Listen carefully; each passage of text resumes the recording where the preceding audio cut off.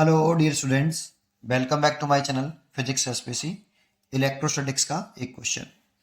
Consider a sphere of radius capital R which carries a uniform charge density rho. If the sphere of radius r by 2 is curved out of it as shown. तो देखो ये आपका solid sphere था, पूरा solid sphere था, उसमें से ये वाली केविटी निकाल दी हमने, ऐसे ये बाहर निकाल दी इतनी, इतना सॉलिड स्फीयर है। ठीक है, ये सॉलिड स्फीयर है और ये केविटी हमने बाहर बाहर निकाल दी है। ठीक है, the ratio of E A vector upon E B vector of magnitude of electric field E A and E B respectively. ये पॉइंट ए है, सेंटर पे है इस स्फीयर के बड़े वाले के पे, और ये सरफेस पर है respectively at the point A and B due to the remaining portion H. लेकिन रिमेनिंग पोर्शन की जैसे ए पॉइंट पर और बी पॉइंट पर इलेक्ट्रिक फील्ड इंटेंसिटी का वैल्यू है ई ए और ई बी, और उनका रेशियो पूछ रहा है। तो देखो इसको सबसे पहले कैसे करें कि इस केविटी की डेंसिटी कितनी मान लो, रो माइनस के रो। भाई केविटी की जगह पे तो कोई मास ही नहीं है, और बिना मास के चार्ज पॉसिबल नहीं होता, वहां पे तो खाली जगह है वो, तो वॉल्यूम चार्ज डेंसिटी जीरो। तो जीरो की जगह पे मैं लिख सकता हूं रो माइनस के रो। इसका क्या मतलब है, मैं इसमें क्या करूं कि इस पूरे को एक सॉलिड स्फीयर मानूं, ऐसे एक ये सॉलिड स्फीयर है पूरा जिसकी रेडियस कैपिटल आर है, इसकी डेंसिटी रो मान लूं, और जो केविटी निकाली है मैंने उसको भी एक सॉलिड स्फीयर मान लूं। ऐसे ही भाई जब निकाल देंगे इसमें से केविटी निकाल देंगे तो वो भी तो एक सॉलिड स्फीयर होगा। पहले सोचो, ये मान लो पहले पूरा सॉलिड स्फीयर है, इसमें से अब केविटी निकालूं तो एक सॉलिड स्फीयर तो बाहर आएगा, इसमें केविटी रह जाएगी, यहाँ एक सॉलिड स्फीयर आ जाएगा। ठीक है, आ गया। इसकी डेंसिटी कितनी मान लो, माइनस के रो, क्योंकि इसकी कैविटी कितनी थी, रो माइनस के रो। तो पूरे को एक सॉलिड स्फीयर मान लो, उसकी डेंसिटी रो मान लो, और इसमें से अब आर बाई टू रेडियस का एक, ये आर बाई टू रेडियस का एक केविटी बाहर निकाल दी है। बाहर निकाल देंगे तो फिर ऐसा बन जाएगा, इसमें से ये बाहर निकाल देंगे तो ऐसा बन जाएगा। तो आप इस वाले पॉइंट पर इलेक्ट्रिक फील्ड निकाल लो, और इसकी वजह से कौन से पॉइंट पर, ए पॉइंट पर। इसके लिए पॉइंट ए कहाँ है, ये रहा, ये देखो ए पॉइंट इस सॉलिड स्फीयर के लिए से तो ए पॉइंट सेंटर पर ही है, और केविटी के लिए पॉइंट ए कहाँ है, सरफेस पर है, तो सरफेस बना लिए, ये रहा पॉइंट ए। अब इस सॉलिड स्फीयर के से ए पॉइंट की इलेक्ट्रिक फील्ड निकालो, फिर इसकी निकालो, फिर दोनों को ऐड कर लो, टोटल इलेक्ट्रिक फील्ड निकाल लो पहले। तो कैसे करें, तो पहले फॉर्मूले पर कंट्रोल होना चाहिए आपका। ये पहले पहले पॉइंट समझ में आया मैंने क्या किया। अब पहले फॉर्मूले पर कंट्रोल होना चाहिए, पहले फॉर्मूले बता देता हूँ, ठीक है, फिर देखते हैं इसको। देखिए अगर कोई सॉलिड स्फीयर है हमारा ऐसे, ये सॉलिड स्फीयर है, और इसमें चार्ज का जो डिस्ट्रीब्यूशन है वो यूनिफॉर्मली हो रहा है पूरे सॉलिड स्फीयर में, पूरे वॉल्यूम में। ऐसे मान लो वो क्यू चार्ज है, इसकी रेडियस कैपिटल आर है। तो हमें इसमें क्वेश्चन में दो जगह पे चाहिए, एक तो सरफेस पर और एक इनसाइड सेंटर पर। तो पहले सरफेस पर कितनी,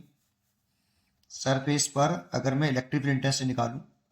ड्यू टू स्मॉल आर तो कितनी होगी, तो एट सरफेस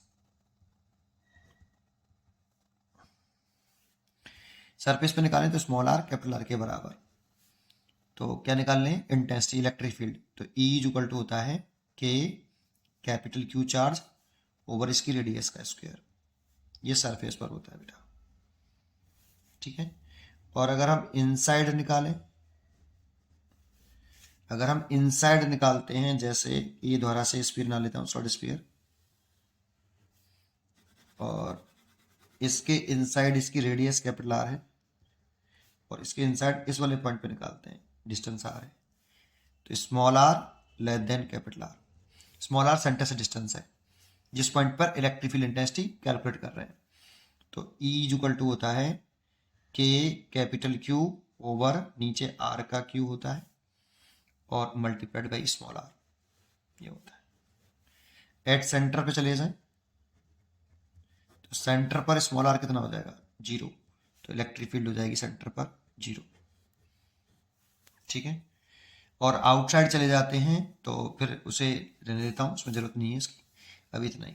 ठीक है, अच्छा इसकी अगर डेंसिटी रो है, डेंसिटी वॉल्यूम चार्ज डेंसिटी बोलते हैं इसे, charge per unit volume, charge per unit volume, तो कैपिटल क्यू चार्ज कितने वॉल्यूम में डिस्ट्रीब्यूट है, 4/3 पाई आर क्यू। तो रो के टर्म में चाहो तो रो के टर्म में कन्वर्ट कर लो इन सबको, क्यू के लिए निकाल लो यहाँ से, क्यू इज इक्वल टू कितना, 4/3 पाई आर क्यू रो, इतना चार्ज होगा। अब चाहो तो क्यू की वैल्यू पुट करके रो के टर्म में आप इसे कैलकुलेट कर सकते हो। अच्छा के यहाँ जो है ये के प्रोपोर्शनलिटी कांस्टेंट है 1/4πε0। ठीक है, पहले तो इतना पता होना चाहिए। ठीक है, चलिए अब अपने उस पर आते हैं। तो देखो अगर इलेक्ट्रिक फील्ड निकालना है मेरे को ए पॉइंट पर, तो पहले इस सॉलिड स्फीयर और ये केविटी निकालने के बाद है, तो पहले सॉलिड स्फीयर के लिए पॉइंट ए पर कहाँ पर होगा, पॉइंट ए कहाँ है सॉलिड स्फीयर के लिए बताओ जरा, सेंटर पर, और सेंटर पर कितना इलेक्ट्रिक फील्ड होता है अभी बताया, जीरो, तो डायरेक्ट पुट करो जीरो। ये तो हो गया ड्यू टू सॉलिड स्फीयर जिसकी रेडियस आर है, प्लस अब इसकी वजह से देखो, इसकी वजह से देखेंगे तो पॉइंट ए पे निकालना बेटा, निकालना पॉइंट ए पे ही है, तो पॉइंट ए इस केविटी के लिए, पॉइंट ए सरफेस पर देखो, पॉइंट इस सॉलिड स्फीयर के लिए केविटी यही है, केविटी तो तब बनेगी जब इसमें से तुम निकाल दोगे ना बेटा, तो पहले निकाल दिए तो सॉलिड स्फीयर हो गया ना एक तरह से, तो सॉलिड स्फीयर का फॉर्मूला लग जाएगा पॉइंट ए पर निकालना है, पर ध्यान रखना, तो कितना सरफेस पर है, सरफेस वाला कौन सा लगाएंगे, ये लगाएंगे, तो लिखेंगे कितना के, अब इस पे जो चार्ज होगा पूरे में चार्ज डिस्ट्रीब्यूट था कैपिटल क्यू, तो इस पर चार्ज तो कैपिटल क्यू नहीं होगा, क्यू डैश मान लेते हैं, क्यू तो इस पर माना था मैंने, ये पूरे वॉल्यूम में था ऐसे,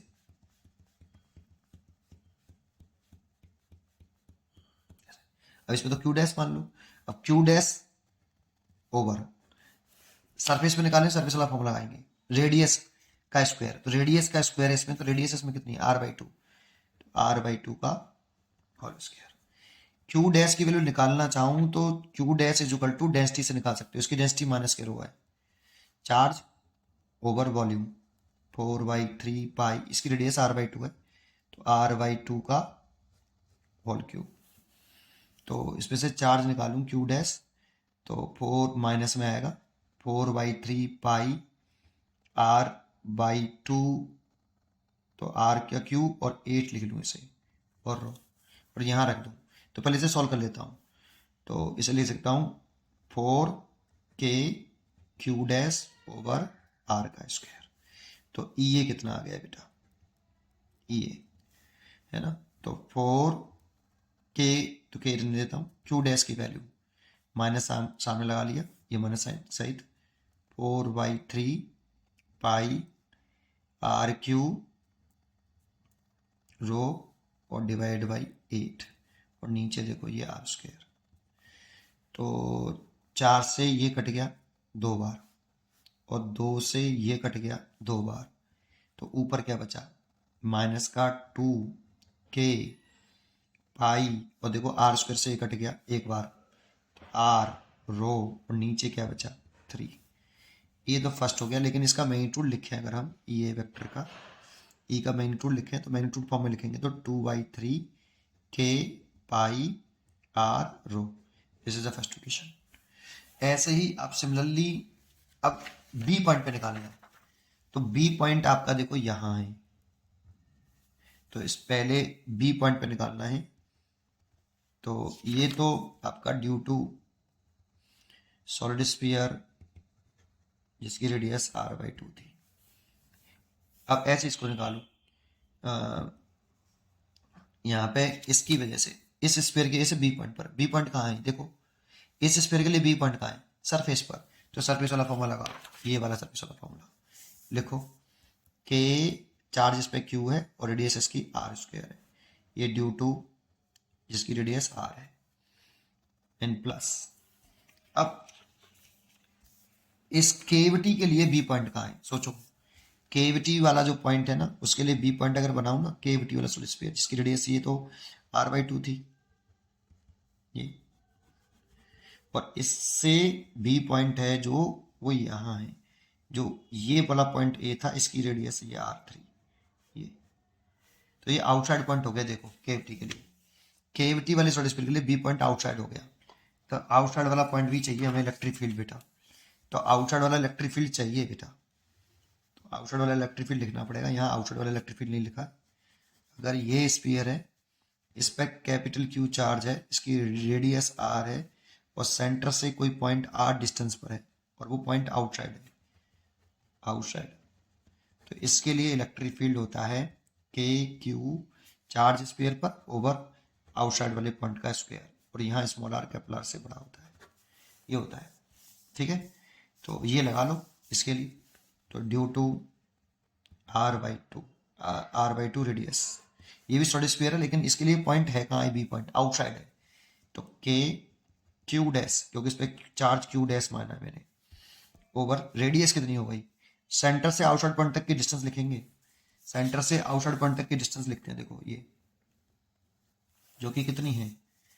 r+r/2, 3r/2 का होल स्क्वायर। इसे सॉल्व कर लेते हैं पहले, के क्यू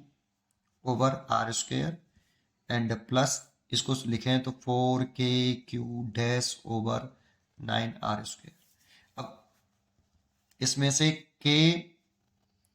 चलो ऐसे लें तो के क्यू की वैल्यू रखो, क्यू देखो मैंने इसमें निकाला था, इसका क्यू निकालूं, इसका नहीं निकाला अभी, रो के टर्म में इसका निकालूं तो क्यू इज इक्वल टू कितना लिखूं, रो इंटू वॉल्यूम इसका 4/3πr3, ये तो पहले पुट कर देता हूँ ये वाली, क्यू की वैल्यू कितनी होगी, बड़े स्फीयर का है ना ये बेटा, इस वाले स्फीयर का चार्ज, तो कितना 4/3πr3 रो और नीचे आर स्क्वायर एंड माइनस हो जाएगा क्यू डैश की वैल्यू नेगेटिव में है, ये रही, ये वाली वैल्यू पुट करनी है। ठीक है, तो 4/9 के और नीचे आर स्क्वायर, क्यू डैश की वैल्यू 4/3πr का क्यू रो और नीचे 8, ये देखो ये रहा, माइनस में भी है तो माइनस साइन वो मैंने यहाँ लगा लिया है। ठीक है, तो ये नेट इलेक्ट्रिक फील्ड आ गया बी पॉइंट पर। सॉल्व कर लो, आर स्क्वायर से ये कट गया तो यहाँ तो बचा 4/3π के लिखूं पहले तो के पाई आर रो माइनस, देखो 4 से ये कटा 2 बार और 2 से ये कटा 2 बार, कोई नंबर और तो कट नहीं रहा, नहीं कट रहा, तो यहाँ पे तो 2 आया और 3 और 9 27, के आया, आर स्क्वायर से ये कटा एक बार तो के बचा, पाई बचा, आर बचा, रो कॉमन देखो इसमें से 2/3 के पाई आर रो, ये कॉमन, तो यहाँ आया 2 और यहाँ बचा 1/9, ऐसे 3 एलसीएम लिया ना नीचे से भी, तो 18 में से एक गया तो 9 दिन 18, सही तो लिया है, 2 कॉमन ले लिया। ठीक है, तो ये 2 बचा, 3 नीचे से लिया, 27, 18 17 ही तो आएगा, तो ऊपर बचा 2/3 के पाई आर रो 17/9, ये आपका ईबी का मैग्नीट्यूड आया। ठीक है, अब रेशियो पूछ रहा है ईए अपॉन ईबी, तो ईए की वैल्यू कितनी निकाली हमने, 2/3 के पाई आर रो, तो 2/3 के पाई आर रो और नीचे 2/3 के पाई आर रो इंटू 17/9, तो देखो ये तो पूरा कट गया, ये आया 9/17 ऐसे, और 9/17 आ गए, एक भी चॉइस नहीं है। अच्छा, एक काम कर सकते हैं, 2 का ऊपर नीचे मल्टीप्लाई कर लो बेटा, तो ऐसे ले सकते हो 18/34, ऐसे कर लो, ये अपॉन ई बी, ये देखो ये आया 18/34, सी चॉइस इज करेक्ट। अच्छा, एक बात छोटी सी दोबारा से बताना चाहूँगा, देखो जब भी ये केविटी वाले प्रॉब्लम आते हैं ना, तो फॉर्मूले तो हमारे वही नॉर्मल वाले लगते हैं। ठीक है, आपको पता होना चाहिए कौन सा पॉइंट कहाँ पर है, निकालना बेटा ए पर है तो केविटी के लिए भी ए पे देखो और बी के लिए भी देखो, लेकिन इसको पहले ऐसे समझ लो कि एक सॉलिड स्फीयर है, इसमें से अगर हम ये वाला इतना पोर्शन काट के निकाल देंगे तो काटा हुआ सॉलिड स्फीयर तो होगा, बस उसकी डेंसिटी 1 की रो मान लो, दूसरे की माइनस के रो, और फिर नॉर्मल तरीके से कर लो, विद साइन लिख दो क्यू डैश की वैल्यू, और दोनों को जोड़ के सॉल्व कर लो, अपने आप इलेक्ट्रिक फील्ड निकले ए पॉइंट पर, ऐसे बी पॉइंट पर निकाल लो और सॉल्व कर लो। उम्मीद करता हूं कि आपको ये जरूर समझ में आया होगा। पढ़ते रहिए और खुश रहिए। Thank you.